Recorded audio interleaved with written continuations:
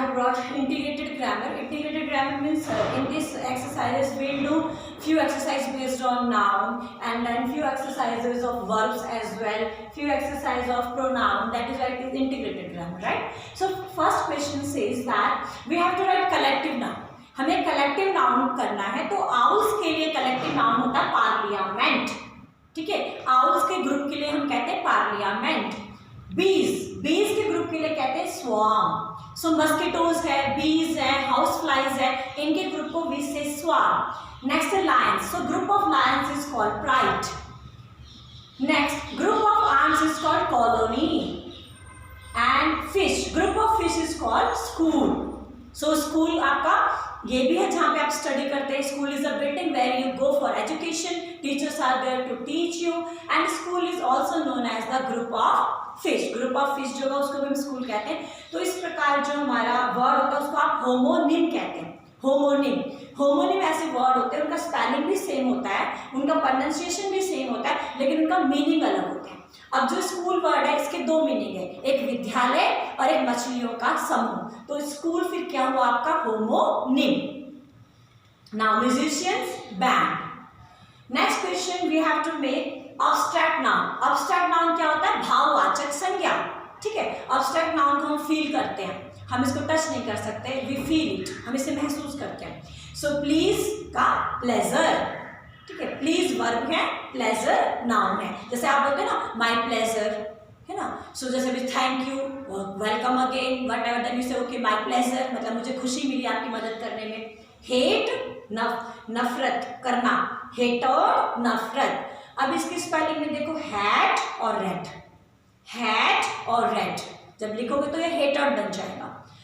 Excel, excellence. Excel होता है अपने काम में निपुण होना, तो दैट इज कॉल्ड निपुणता. निपुणता होगा तो एक्सीलेंस, और एक्सेल मतलब निपुण होना. So this is verb and excellence is noun.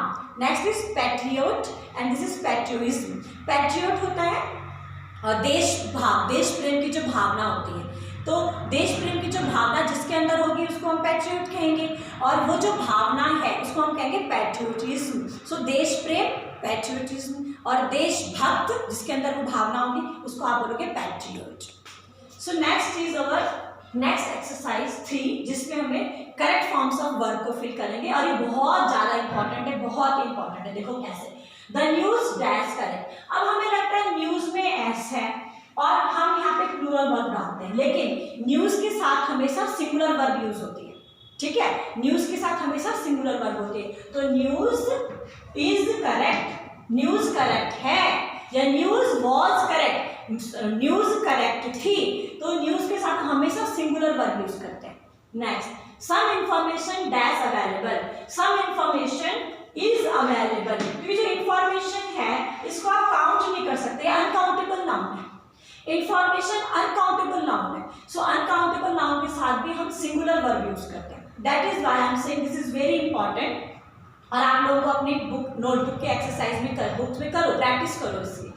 The stairs dash there. The stairs are there. सीढ़ियां वहां पर हैं. अब आप हिंदी में क्या बोलते हो? वहां पे सीढ़ियां हैं यूज करते हो ना. So similarly the stairs are there. तो स्टेयर्स के लिए अगर हम कलेक्टिव नाउन बात करेंगे तो वो होता है फ्लाइट. FLIGHT, flight. तो शायद आप लोगों को नहीं पता, इसीलिए हमने बताया कि स्टेयर्स के लिए कलेक्टिव नाउन क्या होता है? फ्लाइट. ठीक है, तो फ्लाइट के साथ तो सिंगुलर वर्ब आएगी, बट स्टेयर्स के साथ प्लूरल, क्योंकि सीढ़ियां होता है. The furniture is old. The furniture was old, या the furniture has been sold. Furniture के साथ भी सिंगुलर वर्ब आता है, क्योंकि फर्नीचर भी कलेक्टिव नाउन है, क्योंकि फर्नीचर कोई एक नहीं होता. फर्नीचर काफी सारी चीजों से बनेगा. फर्नीचर में सोफा आता है, सोफा के साथ कुर्सियां होती हैं, उसके साथ मेज होता है. फर्नीचर में बेड आता है. ठीक है ना. तो फर्नीचर क्या है? कलेक्टिव नाउन है. सो इसके साथ सिंगुलर वर्ब यूज होती है. द फर्नीचर इज ओल्ड या फर्नीचर वॉज ओल्ड. ठीक है, this is very important students. Next देखो, a lot of cars dash there. So a lot of cars, हम कह रहे हैं वहां पे बहुत सारी गाड़ियां हैं. अब ये जो ए लॉट ऑफ है ये फ्रेज है, ये अपने आप में सिंगुलर नहीं होता, अपने आप में प्लूरल नहीं होता. ए लॉट ऑफ जिस नाउन के साथ यूज होगा उस नाउन के हिसाब से हमें वर्ब भरना है. So a lot of is a phrase. If a lot of is used with the noun, you have to see the noun. If noun is plural, verb is plural. If noun is singular, verb is singular. अब यहाँ पे noun क्या है हमारा plural, तो हमारी verb क्या होगी, plural होगी. So a lot of cars are there. अभी sentence अगर ऐसे होता, I heard a lot of sound is heard. A lot of sound, अब sound है, sound को तो हम count नहीं कर सकते, तो a lot of sound is heard. बहुत सारी आवाज सुनाई दे रही है ना, सुनाई देती है. तो अब हमने a lot of के हिसाब से वर्ब नहीं भरते, a lot of के साथ जो नाउन है उसके हिसाब से आप वर्ब भरो. जैसे a lot of sound is heard, तो हमने is यूज किया है क्योंकि साउंड है वहां पे. नेक्स्ट है आपका these sunglasses dash made in China. These sunglasses are, so sunglasses होते हैं चश्मे. ऐसी कोई भी चीज जिसके दो पार्ट होते हैं और वो एक चीज बनाती है. जैसे कैंची होती है, कैंची के आगे दो पार्ट होते हैं. जैसे मान लीजिए आपका चिमटा होता है, उसको हम टॉन्ग्स कहते हैं, टॉन्ग्स, उसके दो पार्ट होते हैं. जैसे मान लीजिए ट्राउजर्स है, उसके दो पार्ट होते हैं. कोई भी ऐसी चीज जिसके दो पार्ट होते हैं उसके बाद वो एक चीज बनाती है, उसके साथ हम प्लूरल वर्ब यूज करते हैं.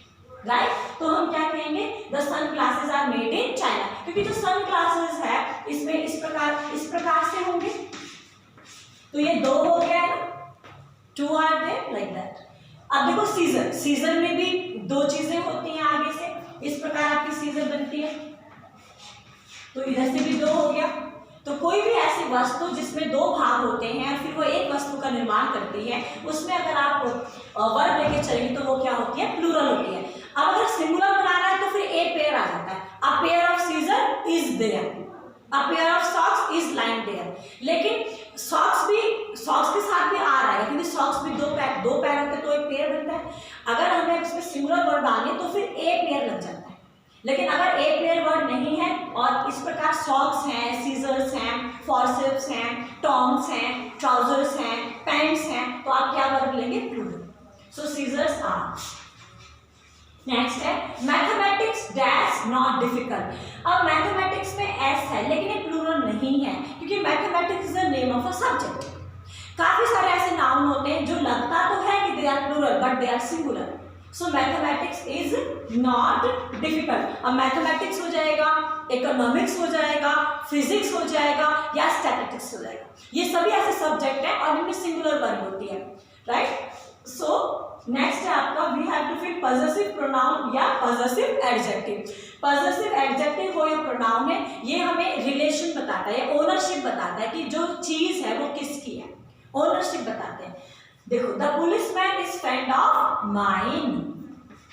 पुलिसमैन किसका दोस्त है, मेरा दोस्त है. सो यहाँ पे माइन क्या हो गया आपका, pronoun, possessive pronoun. P means pronoun.